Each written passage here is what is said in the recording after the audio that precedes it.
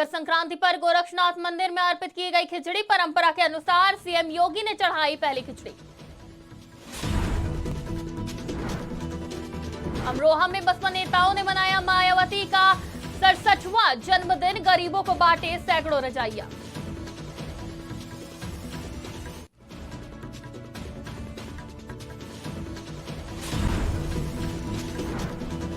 मऊ में दलित युवती के साथ बलात्कार। मौलवी ने मदरसे में ले जाकर किया बलात्कार। पुलिस पर लगा लापरवाही का आरोप। वाराणसी में दामाद बना सास, पत्नी और साले का हत्यारा। मौत के घाट उतारने वाला दामाद गिरफ्तार। बिहार के शिक्षा मंत्री चंद्रशेखर का विवादित बयान। वाराणसी में अखिल भारतीय संत समिति ने जताई आपत्ति, बताया निंदनीय। नमस्कार, आज की खबर में आपका स्वागत है। मैं हूं आपके साथ शिखा मेहरोत्रा। शुरुआत करते हैं उत्तर प्रदेश की खबरों की। खबर अमरोहा से है, जहां बसपा नेताओं ने मायावती का 67वां जन्मदिन मनाया। बसपा में मुरादाबाद मंडल के मुख्य सेक्टर प्रभारी हैं जाफर मलिक ने मायावती के जन्मदिन के मौके पर गरीबों को सैकड़ों रजाइयां बांटी। रजाइयां पाकर गरीबों के चेहरे खिल उठे। बसपा सुप्रीमो के लंबी उम्र की कामना करते हुए भी कार्यकर्ता नजर आए। जिले भर के कई स्थानों पर धूमधाम से मायावती का जन्मदिन मनाया गया।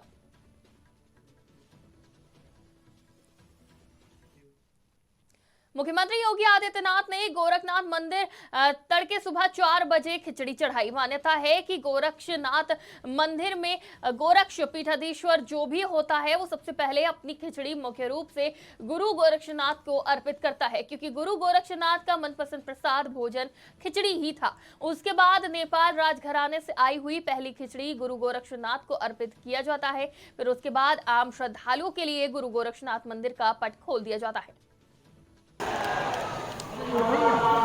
मकर संक्रांति की हार्दिक बधाई और शुभकामनाएं।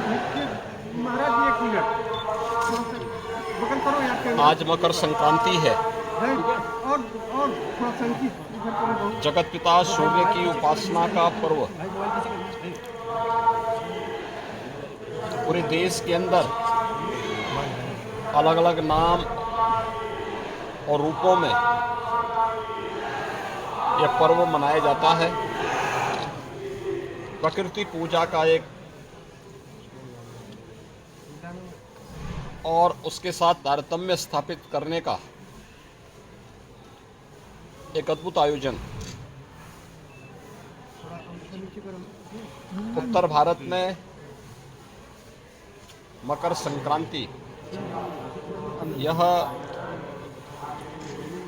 खिचड़ी पर्व के रूप में भी मनाया जाता है।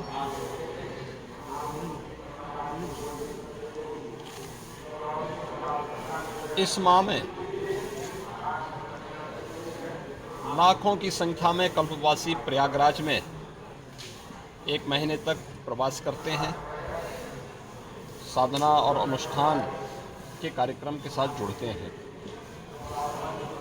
मकर संक्रांति का स्नान प्रयागराज में, अन्य तीर्थों में पूरे उत्साह और उमंग के साथ प्रारंभ हो चुका है। तो गोरखपुर में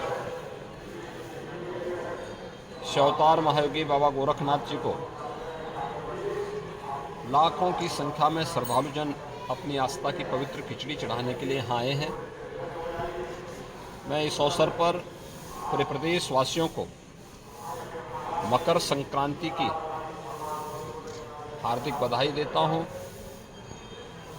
जगत पिता सूर्य से पूरे प्रदेश वासियों के शुभ और मंगलमय जीवन की कामना करता हूं। अहमदाबाद खबर महोबा से है। 19484 अहमदाबाद एक्सप्रेस के ब्रेक जाम होने की खबर सामने आई है, जिसके कारण अहमदाबाद बरौनी एक्सप्रेस ट्रेन 6 घंटे तक महोबा जंक्शन स्टेशन पर खड़ी रही, जिससे यात्री काफी परेशान रहे। रेलवे टेक्नीशियन ब्रेक को सही किया। ब्रेक जाम डिब्बे को ट्रेन से अलग किया गया, तब गंतव्य को ट्रेन रवाना की गई। महोबा जंक्शन रेलवे स्टेशन का ये मामला बताया जा रहा है। बता दें, बरौनी से अहमदाबाद की ओर ट्रेन जा रही थी। रेल प्रशासन पर यात्रियों ने लापरवाही के आरोप लगाए। अहमदाबाद जाने वाले हैं हम लोग। वो कुछ हम मुजफ्फरपुर से अहमदाबाद। व्हील टूट गया ऐसा बोल रहे हैं। अभी तो 2 घंटे तो हो गए, 5-1 घंटे कुछ लेट चल रहे।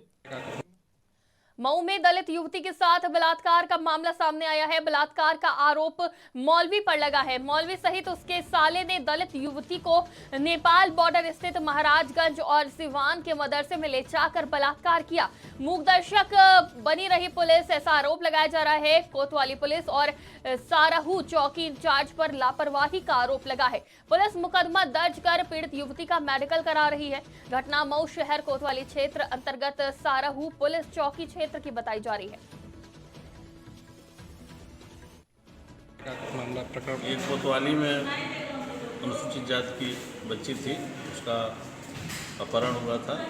उसके घर वालों ने मुकदमा पंजीकृत कराया था यहाँ वो कोतवाली में। उसमें 2 अभियुक्त पकड़े गए हैं।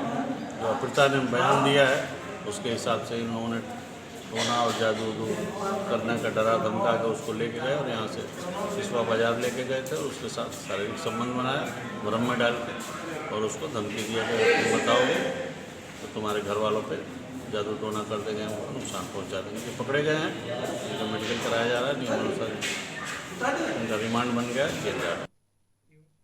बीएसपी अध्यक्ष मायावती का आज 67वां जन्मदिन है। इस अवसर पर पार्टी कार्यालय में मायावती ने प्रेस कॉन्फ्रेंस की और शुभचिंतकों, समर्थकों, कार्यकर्ताओं का आभार व्यक्त किया। मायावती ने कहा, बीएसपी जन कल्याणकारी दिवस मना रही है, हम सभी सादगी के साथ जन्मदिन मना रहे हैं। साथ ही बीएसपी अध्यक्ष मायावती ने विपक्ष पर निशाना साधते हुए कहा कि हमारी पार्टी को आगे बढ़ने से रोका जा रहा है। हमारी पार्टी गरीबों और पिछड़ों की पार्टी है। किसानों, मजदूरों के साथ अन्याय हो रहा है। खबर वाराणसी से है, जहां राजा तालाब मिल्कीपुर गांव में एक ही परिवार के 3 लोगों को धारदार हथियार से और डंडों से मारकर बेरहमी से मौत के घाट उतार दिया गया। हत्यारा और कोई नहीं बल्कि उसी परिवार का दामाद अरविंद गुप्ता था, जिसने अपनी पत्नी, सास और साले की हत्या कर दी। अरविंद को पुलिस ने गिरफ्तार कर लिया है, जिसका खुलासा अपर पुलिस कमिश्नर संतोष सिंह ने किया। जिसका खुलासा करते हुए पुलिस ने विधिक कार्रवाई करते हुए हत्यारे को जेल भेज दिया है। देखिए, दिनांक 12 जनवरी को थाना राजा तालाब के मिल्कीपुर गांव में एक सनसनीखेज ट्रिपल मर्डर केस हुआ था, जिसमें 300 एक घर के अंदर मिले थे। मृतका में रानी गुप्ता थी, वाइफ ऑफ भोला गुप्ता। इनकी उम्र लगभग 50 वर्ष थी।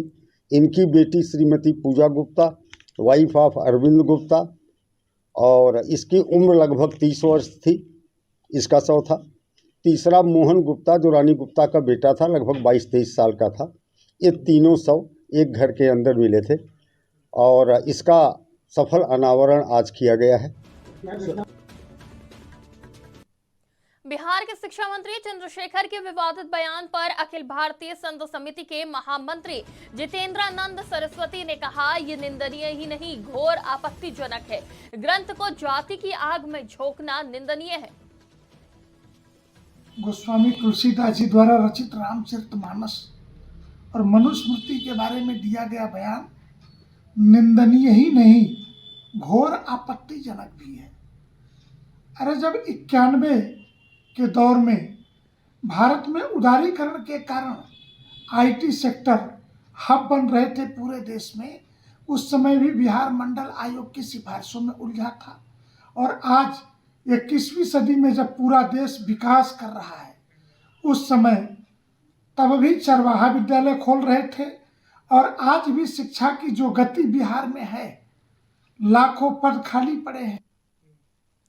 खबर बांदा से है, जहां बहुजन समाज पार्टी के कार्यकर्ताओं ने धूमधाम से बीएसपी राष्ट्रीय अध्यक्ष मायावती का जन्मदिन मनाया। बसपा ने जन कल्याणकारी दिवस के रूप में राष्ट्रीय अध्यक्ष का जन्मदिन मनाया। बता दें, शहर के राइफल क्लब मैदान में केक काटकर पार्टी कार्यकर्ताओं ने पूर्व मुख्यमंत्री राष्ट्रीय अध्यक्ष का जन्मदिन मनाया। साथ ही कार्यक्रम में बसपा कार्यकर्ताओं ने एक बार फिर मायावती को प्रदेश का मुख्यमंत्री बनाने का संकल्प लिया। कार्यक्रम में बड़ी मात्रा में कार्यकर्ता और नेता उपस्थित हुए। उत्तर प्रदेश की खबरों में फिलहाल इतना ही। देश दुनिया की तमाम खबरों के लिए देखते रहिए आज की खबर।